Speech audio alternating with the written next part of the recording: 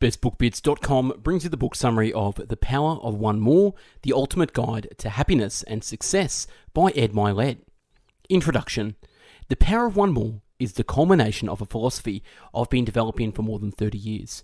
At its core, the power of one more is about your willingness to do one more rep, make one more phone call, get up 1 hour earlier, build one more relationship, or do one more thing for whatever your situation calls for. You can find your best life by doing one more than the world expects from you.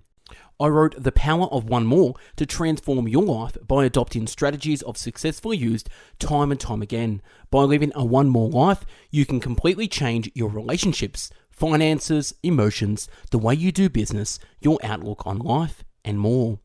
You were not born to be average or ordinary. You were born to do something great with your life. I know this about you. The Power of One More is a dynamic contract between us. It's an important exchange of ideas and knowledge. Depending on who you are, what I'm about to teach you will impact each one of you differently. By changing how you think and act, you'll find answers in those areas of life that matter most to you. The beauty of all this is that most times the answers are relatively simple, but for whatever reasons, you may not have been able to see them or resolve them on your own. Figuring out where to begin can feel daunting. Most people are under the impression that there are 1,000 different things they must do to change their lives. Nothing could be further from the truth. I've learned, and you will too, that one more thing is often all it takes, and frequently, it's only one more step away from where you are right now. Begin with one more. You're a lot closer to changing your life than you think. You're one more meeting, one more relationship, one more decision, one more action, or one more thought from leading the life you deserve.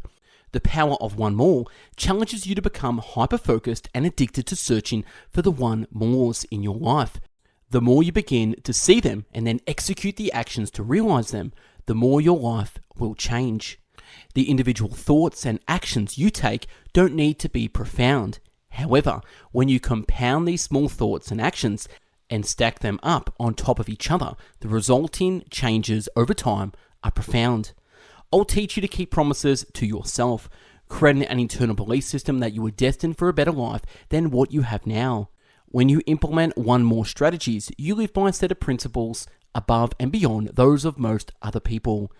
This is not just a how to succeed in business or how to succeed in your relationships book, although for some it will be. For most of you, this book will have several applications. That's why you should think of this as a how to succeed in your life book. Your challenge is to take these strategies and apply them to the areas of your life that matter to you. There are no wasted words on these pages, but some parts of this book will connect with you more than others. Certain principles will challenge your ways of thinking, beliefs, and values, and several will land on you like a ton of bricks and change your life forever. I've purposely designed these strategies to be universal as well. You're going to read these principles that apply to all people in every area of life. You can take lessons from each chapter, whether you're a world-class athlete, a CEO, a rapidly rising star in the business world, a parent, or still in college. Some of you will use this book to transform your life completely. Others will focus on insights to enhance specific parts of your life that are lacking or troublesome. I'm confident the power of one more will resonate with you because, in many ways, I'm just like you. I'm not the person now that I was when I first started my own transformational journey. Like you, I struggled at times. I get what it's like to worry about money, relationships, and my purpose in life. I know what it's like to lack confidence, fall into a slump, and wonder if I'll ever feel happy. I've been beyond poor to the point I couldn't even pay the water bill in an apartment where my wife and I once lived. I've faced health problems, I've lost people close to me, and over the years, I've battled doubt, frustration, fear, and anxiety. I've lived with not having the answers. Even worse, I've also been in places where I didn't know what paths to take to find the answers I so desperately sought. For those of you who have lived in a stressful or dysfunctional family, I also know what that's like. Later in the book, I'm going to tell you about the personal challenges I faced being raised by an alcoholic father who was also my hero and how that impacted my self-esteem. In fact, one of the reasons I've become so proficient at learning how to grow is because I had such a far place from which to come. The truth is, I needed to learn how to grow so I could simply function to reach a baseline. The good coming from all of this is that it reinforced my belief people can dramatically change their lives. I saw it firsthand from watching how much my father changed over the years. I also wrote The Power of One More because after years of struggling and trial and error, I've learned what it takes to succeed in life. I've paid a price, but I now know what many of the answers are and what it takes to win. Along the way, I've also watched good friends and business associates chase what they think is fun at the expense of winning. Sadly, they become distracted and lose sight of just how good winning feels. Then they spend a lot more time and energy trying to get to a place they could have been already. When I first started out, I often set aside in favor of winning. The ironic thing is, it didn't take long before I figured out that winning is fun. In fact, one of the quotes I'm best known for is, "Winning is more fun than fun is fun." I've been living these principles for 30 years, applying what I've learned to design my best life. My goal for The Power of One More is to help you identify your talents, gifts, and abilities, then maximize them for your own greater good and for the people around you. Many self-improvement and performance books I read say the same thing over and over. I don't know about you, but I lose interest after a couple of chapters. I purposely set out to make The Power of One More different in that respect. The strategies and philosophies I'm going to share with you are unique unto themselves. The Power of One More teaches you to combine your gifts with directed intentional thoughts and focused actions. That gives you the resources you need to produce the standards, goals, and outcomes you deserve. Every one of the principles I share in these pages have worked for me beyond my wildest dreams. I'm also humbled and aware that I've been gifted with a certain amount of luck and God's blessings. You have your own version of the same gifts as well, but like me, you also need to put in the work and keep an open mind when it comes to making changes in your life. In many cases, these changes won't be easy at first. In fact, the more worthy your goal and the more changes you go through to reach it, the more resistance you'll encounter. Expect that. Plan for it. When you put yourself in the right frame of mind and you're mentally tough, you'll succeed more often than you otherwise would. The Power of One More is the product of years upon years of how I have lived, grown, and changed my life to produce wealth, happiness, and meaningful relationships with people I care about deeply. I want to share the lessons I've learned with you so that you can lead your best life too. Approach the Power of One More like a key that will unlock your mind, and you may be surprised how one more thought and one more action will change your life forever. Remember, we're a lot alike, you and me. If I can do it, you can do it.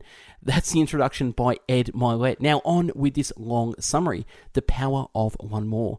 Strap in and let's get on with the book summary. 1. One more identity. They always say time changes things, but you actually have to change them yourself. Andy Warhol. In many ways, reshaping your identity is the most fundamental concept of what it means to be a one more thinker and doer. Your identity is a powerful and influential driver that governs outcomes in all parts of your life. Identity defines the limits of your success, finances, and achievements. It controls the quality of your emotions, relationships, and self-worth. What exactly is identity? I define it as the thoughts, concepts, and beliefs we hold as the most genuine parts of our inner being. You can put on a face or act a certain way for the rest of the world, but you can't lie to yourself. And when it comes to these things, deep inside, you know what's true about you. Put another way, identity is this: what we perceive about ourselves is what we believe about ourselves. Here's the paradox about identity. Many people know they could improve their lives significantly if they change their identity. However, many people aren't willing to take the necessary steps, even when it's in their own best interest. Are you willing to sacrifice who you are for who you could be? The answer should be a resounding yes. That's a logical conclusion and sounds obvious, so it's a mystery why lots of people struggle with this fundamental question. You weren't put on this earth to be a bump on a log or a lump of coal in the ground. Your mission is to keep growing, expanding, and learning to lead a full and happy life. When you do these things, your identity will change. Identity is so important because it unlocks so many other amazing things in your life. When you create a one more identity, you give yourself the gift of taking control by directing internal messages instead of being governed by external forces that have been undermining your happiness, possibly since the day you were born. Your identity is shaped early in childhood. As a child, you were a blank canvas. You were impressionable, happy, and accepting. You had no reason to believe the external world was out to hurt you in any way. Gradually, you learned to function in the world based on what you were taught by your parents, family members, friends, teachers, and others with whom you came in contact. Of course, many people were well-intentioned. However, that doesn't mean what they taught you was always right. The fact is, nobody is ever always right. As a child, you accepted much of what you were told, right or wrong. Your identity became the good and the bad parts of how other people influence you. The unfortunate thing is that you were defenseless. Your critical thinking skills did not exist to give you the tools you needed to survive in the world. As you grew older, you began to confirm your identity. If someone said to you, you weren't a good student or a lousy athlete, that became a part of your identity. You still didn't have the capacity to disavow what you were being told. You grew into adulthood and you carried with you these beliefs about yourself. Your identity has taken root. Your limitations became a part of you, and because they were so ingrained, you weren't even sure where they came from. That's a lot of baggage to lug around, isn't it? By the time you were older enough and able to question your identity, you were living with the identity you had adopted at a time, when you didn't have a choice. Of course, this assumes you weren't even aware of how your identity impacts you. Many people simply go through life screwed up and unsuccessful and never quite knowing why. However, as a one more thinker, you are now aware and you can change your identity once you become intentional about it. Here's how. Adjusting your identity thermostat. I've touched briefly on your identity thermostat in the past, but now I wanted to give it more details on how this concept can work on your behalf. Your identity is the force that governs your life and regulates your results. Think of it like a thermostat. Your internal thermostat sets the conditions of your life. You walk into a room and it's too hot or too cold. You look for a thermostat to adjust the temperature to what you like. It doesn't matter what the external conditions are. The temperature can be 100 degrees outside, but if the thermostat is set for 75 degrees, it kicks on, and the air conditioning cools down the temperature and regulates the environment. The same applies when it's 30 degrees outside. The thermostat kicks in and warms your surrounding to 75 degrees. Your life works exactly the same way. If you're a 75-degree person, you turn on the air conditioners of your life and cool it back down to what you think you're worth. This is what happens every time your results begin to exceed your identity. You unconsciously turn on the air conditioners of your life and cool it back down to what you believe you deserve. Much like a thermostat, your identity regulates your internal self-worth. It regulates your actions and results. Many people are under the false assumption that external factors are what regulates your thermostat. They believe that getting a promotion, getting married to the love of your life, or getting an advanced degree from college determines their identity.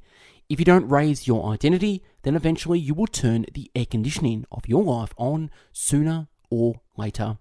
And that temperature will drop back down to 75 degrees or some other setting you don't want, simply because you didn't take charge and decide what identity you wanted. However, if your thermostat is set the right way, it will transcend conditions and you will find success no matter what the external conditions are. The truth is that you can acquire all the talents, skills, and abilities you want, but until they align with your identity, you will fall short of your goals you've set. That applies across the board.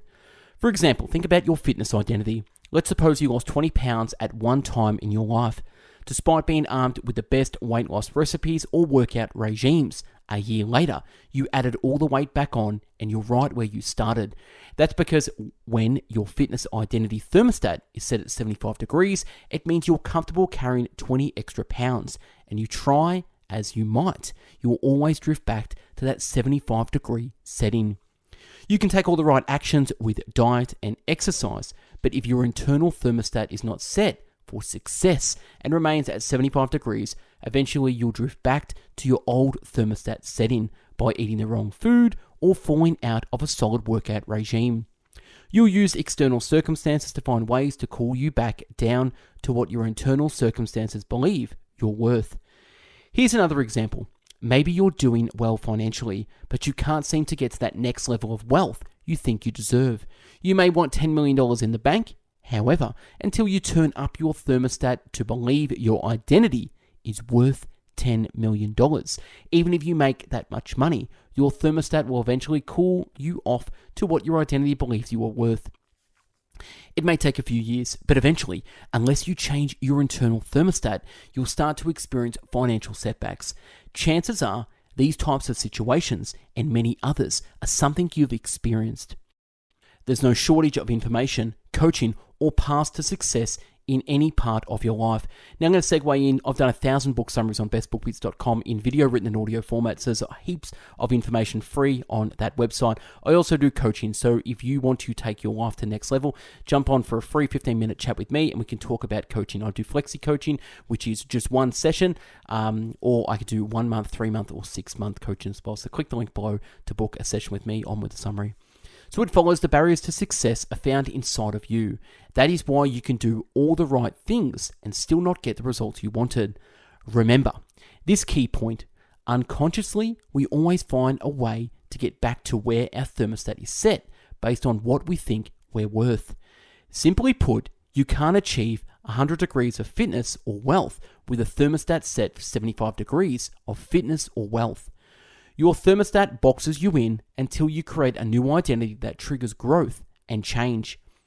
This isn't to say that you can't achieve success, because you will in many cases. However, unless you adjust your identity, down the road your thermostat will bring you back to where your identity is set. Typically, most people blame external forces when this happens. Do these examples sound familiar? I tweaked my back and I couldn't work out for 8 weeks, and then I lost interest in getting fit. The economy turned and I lost a ton of money in the stock market, so I gave up on my dream of being worth $10 million. If your thermostat isn't set high enough, you'll see these as a coincidence, karma, or bad luck that conspired against you, but that's not what they are. If your thermostat is set high enough, these are the little more than temporary setbacks. However, the difference between you as a one more person and everyone else is that you will view these as speed bumps on the road to your goals. You won't use temporary setbacks as an excuse to create permanent failures. You'll have the grit it takes to gravitate to where your thermostat is set, and eventually you'll rise to that temperature. Remember, as a one more person, change comes from thinking and acting. Change comes from thinking first and acting second. This book is not about doing one thing or the other. You must do them in unison. When you think and act in congruency, you don't cool your thermostat back down. Instead, you're best positioned to turn your thermostat up to achieve the results you deserve. The trilogy of changing your identity. Once you buy into the concept that changing your identity is the key to changing your life, the question then becomes, how do I readjust my thermostat to create my new identity? That process is anchored in a trilogy of core principles: faith, intentions, and associations. Faith. According to Matthew 17:20-21, truly I tell you, if you have faith as small as a mustard seed, you can say to this mountain, move from here to there, and it will move. Nothing will be impossible for you. Nothing moves mountains quite like faith. The same applies to moving your thermostat so that you can move your identity to a new place too. If you're a person of faith, whether you practice Christianity, Buddhism, Hinduism, Islam, Judaism, or any other faith-based teaching, fundamentally you believe that your God loves you. As a part of my faith, I believe that I come from the most extraordinary DNA in the world, God's DNA. As an extension of this, I also believe that God did not make me in his image to live with the thermostat set at 75 degrees. God created us to live a full faith-based life with a thermostat set at 100 degrees. Many people say they lead faith-based lives, but how many of us say they have God and faith in all parts of their lives? Several people I know read the Bible, go to church, and are kind-hearted and loving people, but do these same people extend their faith into their beliefs about personal fitness, finance, relationships, and business? In many cases, the answer is no. One of the keys to changing your identity is to let faith move mountains in all parts of your life. Intentions. When our actions are based on good intentions, our soul has no regrets. Anthony Douglas Williams. I meet many people who constantly beat themselves up for where they are in life instead of giving themselves credit for their intentions to move to a new identity. If this sounds like you, all you're doing is reinforcing your current identity, your 75-degree life. Do these moans sound familiar? I'd give myself more credit if I'd gotten that promotion. My life is a complete mess since I got divorced 3 years ago. I'm a failure since I had to claim bankruptcy during the pandemic. You're not letting yourself up off the mat when you do this. It's a dead bang loser of an approach to life. You're not being fair to the person who matters most to you. Thinking this way creates a downward spiral, and the further down you spin, the harder it is to climb out of it and create a new identity. You accept frustration. You won't want to be around people, and quite frankly, most people won't want to be around you. Instead of souring on life, flip your script. Tell yourself you intend to do good and serve, that you intend to create a thriving business and have money in the bank. You intend to treat the people around you with care and are worthy of a loving and caring relationship. Apply good intentions to all parts of your life and then watch what happens. Your intentions will set your mind to work creating a new identity. Your brain works on what it is told. Your brain works on what it is told. When you tell your brain what you want to attract, it will design internal messages that will feed the good parts of who you are and manifest themselves in a new identity over time. Intentions are the currency that lets you make deposits in your identity bank instead of you creating a run on that bank that will eventually drive you into identity bankruptcy. Associations. Consider the words of T.F. Hodge. What surrounds us is what is within us. You can't possibly stay at 75 degrees if you hang out with people operating at 100 degrees. Through proximity, you absorb the traits, actions, and beliefs of the people you associate with. Consciously and unconsciously, their knowledge and their ideas become a part of who you are. This is why you should seek out quality associations that can either directly or indirectly help you grow to be the 100-degree person you've meant to be.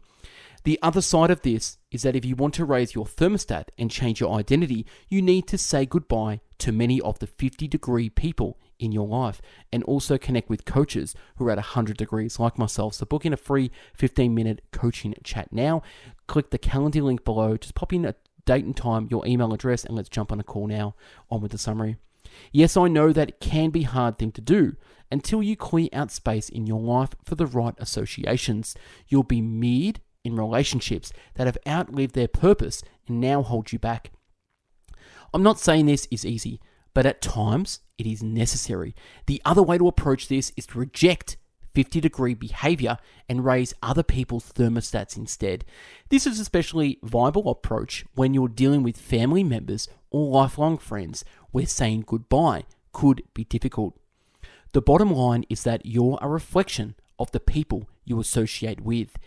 If you associate with people who elevate you and make your thermostat rise, then you're on the right path to creating a new identity. Once you've armed with awareness of the trilogy, you can only move forward if you adjust the level of your self-confidence. You have to change your identity. Self-confidence is the underlying factor. I go into greater detail in chapter 12 on habits, but self-confidence and how it relates to identity are critical concepts worth repeating. The first thing to know is that identity is difficult than self-confidence. Identity is what you believe you're worth. Your internal thermostat, self-confidence, is the means to deliver on it. Self-confident people share one habit in common, and that is the ability to keep the promises they make to themselves. When you're in the habit of keeping promises you make with yourselves, you're on the pathway to self-confidence.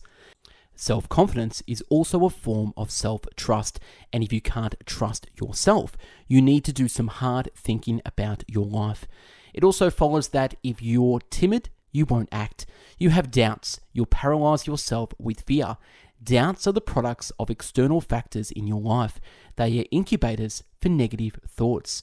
When these negative thoughts grow, they take over all your thoughts, and your mind descends into unproductive and damaging places. That's why you must guard your thoughts. Pull out the mental weeds that threaten to take over the good parts of your psyche. You may not get them all, and that's okay. Self-confidence is about doing away with fear or timidity. It's about moving forward anyway because of the agreements you made with yourself.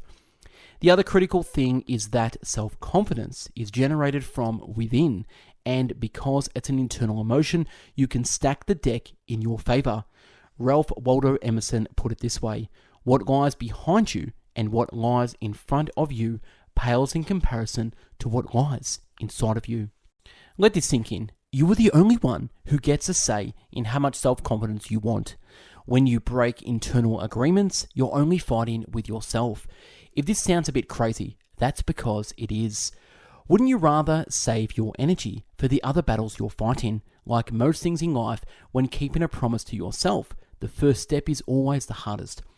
I guarantee that once your train of thought pulls out of the station in your head, you'll find the momentum you need to act. You'll see results as you develop a new identity. Those results will be the fuel that keeps that train moving on down the tracks. The opposite of self-confidence is self-sabotage. It's like a computer virus that lurks inside many people and is only triggered when you try to move forward with an important part of your life. Self-sabotage triggers discouragement and doubts, the mortal enemies of self-confidence. Fathom Street Media founder Shane Parrish perfectly described how these things could damage you when he said, optimism might not make you successful, but pessimism will ensure you don't succeed. When you self-sabotage, you dial down your thermostat and deny yourself the bliss that was headed into your life. Maybe this is you. Perhaps it's somebody you know. Some people just have a knack for being a gift and then finding a way to undermine that outcome.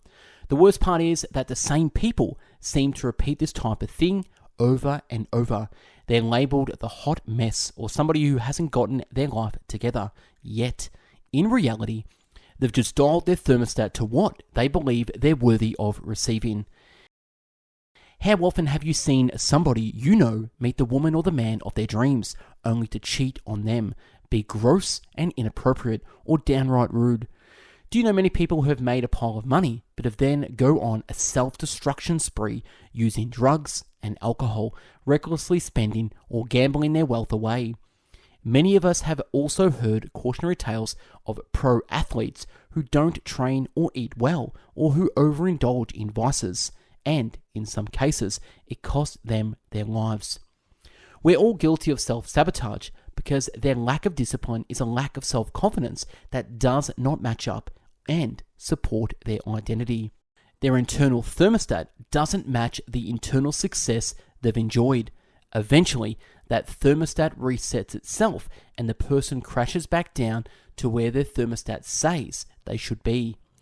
It's sad when this happens because it doesn't need to be this way. Here's an exercise I use to destroy self-sabotage, discouragement, and doubt.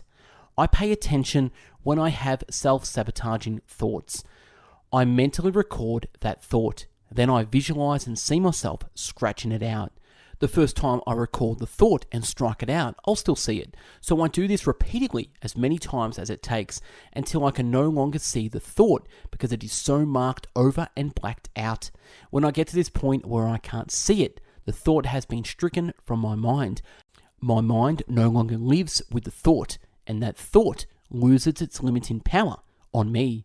To successfully align with your one more identity, you must keep the right promises with yourself. You must eliminate negatives and create an environment where self-confidence becomes an asset instead of one more thing you fear. Now that you know more about how self-confidence and identity work together, it's time to look at the misconceptions that can skew proper thinking. Misconceptions about self-confidence and identity recognize and reject these misconceptions, and you'll fortify your quest for a new identity. I am what I possess. Lots of people link self-confidence and identity to their possessions. They make the flawed assumption that the more possessions they acquire, the higher their self-confidence will be, and the more perfect their new identity will be. That's not the case. It's a hollow approach to self-confidence and identity. There's absolutely nothing wrong with acquiring material things. I would be disingenuous if I told you that. What I don't do is link my possessions and my material wealth with my self-confidence and my identity. I consciously keep them separate, and so should you. I am my accomplishments. This is a horrible trap to fall into because all your life, to feel good about your self-confidence and identity, you're going to have an insatiable need to keep accomplishing things. Keep it simple. You are you. You were put on this earth to do great things, but feeding your ego is an insidious trap. By all means, attempt great things. Accomplish great things. Just don't try to get so caught up in patting yourself on the back that you lose the humility you should have. Remember, it can all be taken away in an instant, and if you use your accomplishments as a crutch for your self-worth, that fall will be hard, I guarantee you. I am what other people say I am. Wrong. The essence of self-confidence and internalizing your search for a new identity flies in the face of this belief. Forget the ego strokes. Don't base your worth on social media hearts and likes. Don't beg for compliments. It's a cheap and needy way to live your life. When you do, you're doing the opposite of improving your self-confidence and designing your new identity. What I look like means everything. So many people fall into the trap of what they think beauty should be. This is especially true for women who are bombarded with television programs, blogs, podcasts, social media, and magazines, all of which place an extreme focus on external beauty. Here's the real deal. True beauty comes from within. True beauty comes from within. Your beauty comes from your soul, intentions, your capacity to give, how you treat people, your beliefs, and your kind heart. It's not bad to work on your health, lose weight, dress in nice clothes, and pay attention to your grooming. The trick is to do it for you and nobody else. Remember, you are defined by the content of your character and not the reflection in the bathroom mirror. As a one more thinker, your identity is the foundation to who you are. Use the Trilogy and apply self-confidence to find the right temperature of your identity thermostat. When you do, you're well on your way to not only creating your best identity, but also to leading your best life. Now that's a wrap on part 1 of 4 of The Power of One More by Ed Mylett. Go and buy the book on Amazon. And if you want this summary, click the link below and you'll get this in your email. Again, we at Best Book Bits have done 1,000 book summaries in video, written, and audio format, so check us out on bestbookbits.com. Subscribe to the YouTube channel, hit that like button, follow us on Spotify, Apple Podcasts, Google Podcasts, and if you want coaching, I do Flexi Coaching. Jump on for a session with me, and let's elevate your life to the next level and increase that thermostat to 100 degrees. Thanks for watching and listening. Have yourself an amazing day, and stay tuned for the next part 2, one more, and living in your matrix. Bye-bye now.